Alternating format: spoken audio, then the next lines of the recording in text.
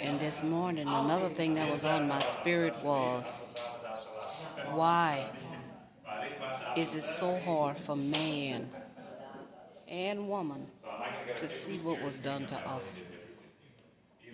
Man does not want to understand or overstand, nor does he want to accept the fact he is not a leader, because he's not leading with morals, values, and ethics.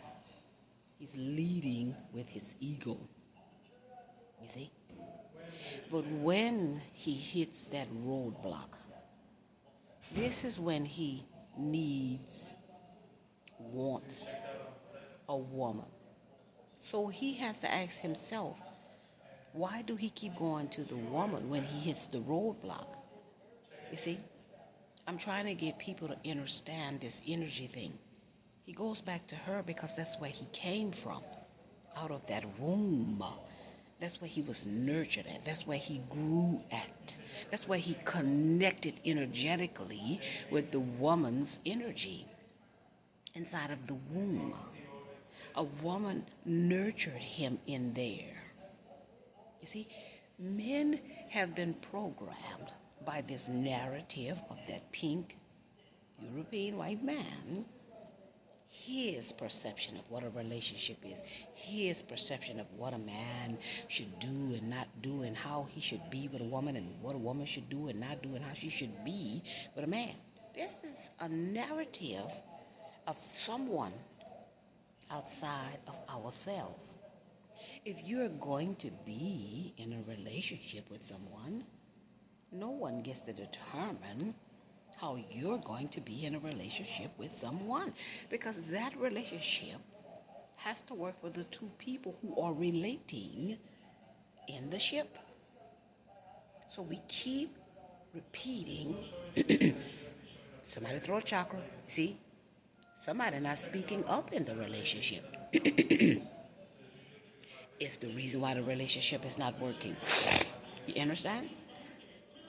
We have to make it work for the two people, and it must be balanced. It must be reciprocal energy. This church programming that a man is the head, where did that come from? You see? Who narrated that narrative? If a woman got a head too, you see what I'm saying? People have strengths and weaknesses, and you're going to meet the person that has the strength to show you where you're weak, and vice versa. Because we're here to learn, we're here to grow, we're here to evolve. We're not here to hurt one another and to accumulate anything in this world. So if I am one who is outspoken, I'm going to meet people who are afraid, like the Holy Spirit just now said. Somebody in relationship is afraid to speak their truth. You see, I'm going to meet people to encourage them to speak their truth, because I have no problems doing that. So this is what I mean when I say we meet who we meet when we meet who we meet, because we're here to grow and evolve. And that energetic weave that weaves us together, that's the thing that's guiding us. A spirit is guiding us to meet the people in the places to learn the things that helps us grow and evolve spiritually on a soul level. This is about a soul evolution, you see? And this is not about tangible things. This is about soul evolution. We're in the fight for the soul of this nation. We must rise as a human species. We cannot continue being attached to the physical world. We have to understand and overstand the spiritual world, the spiritual connection, the spiritual awareness, you see? Because they must be both of them. You cannot have a physical avatar without a spirit and a soul, or a spirit and or a soul. And you cannot have a soul experience if you don't have a physical avatar. So the powers keep you in the physical, being attached to the physical, and never understanding spiritual lessons, spiritual language. And the man has been programmed and wired that a woman must be some type of way for him to be a man. She must bring such and such to the table. You understand?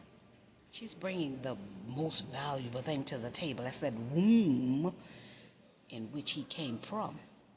So that means he must have a level of respect for her because he came from her. Without him coming from her, he would not exist.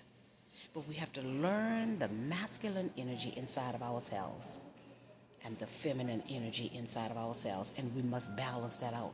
Because if you never have a man in your life or a woman in your life, then all you have is that masculine and feminine inside of your own self.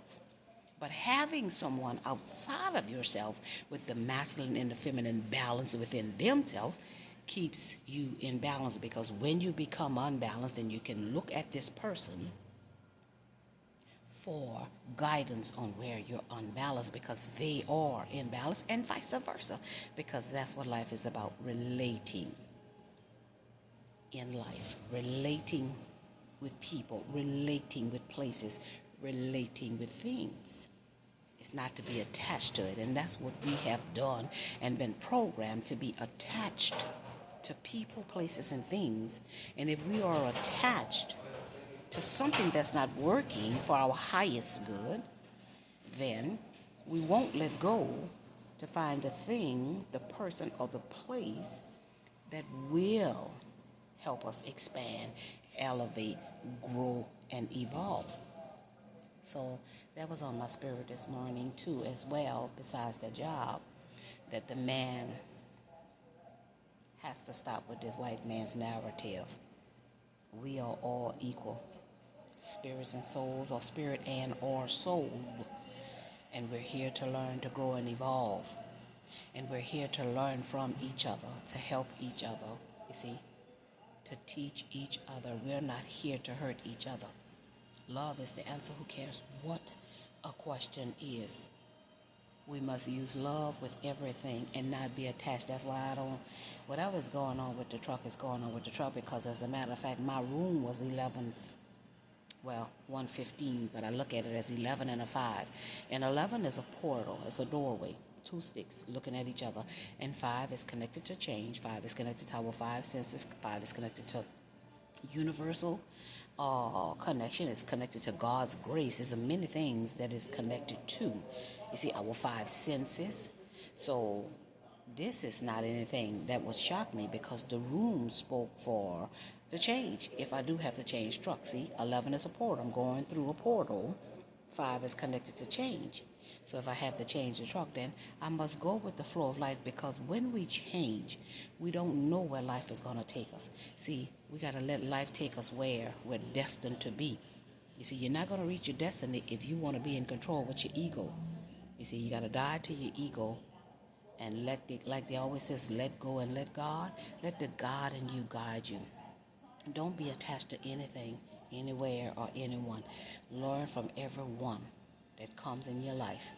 Don't be attached to no outcome, and that's what I'm learning to do on this journey, this spiritual journey. Not be attached to anything, because all of us, we all are going to get out of these meat suits spiritually. So what are we going to take back to the universe spiritually? Consciously. Everything is consciousness. And we take that consciousness back to the universe. You see, we take that frequency of love back to the universe. You understand? So now the universe knows what we've learned and how much we've elevated in the frequency. So in the bloodline, family members, if they get on their spiritual journey, they can tap into the consciousness in that bloodline, the growth that we did consciously, the frequency that we elevated. You see, they can tap into that, because we are energetically connected by a spiritual thread that weaves us all together. So we got to open up our minds, you see, and let it be free, because that's what it's about: expansion, elevation, growth. You see, let this sizzle in your spirit. Take your hats off.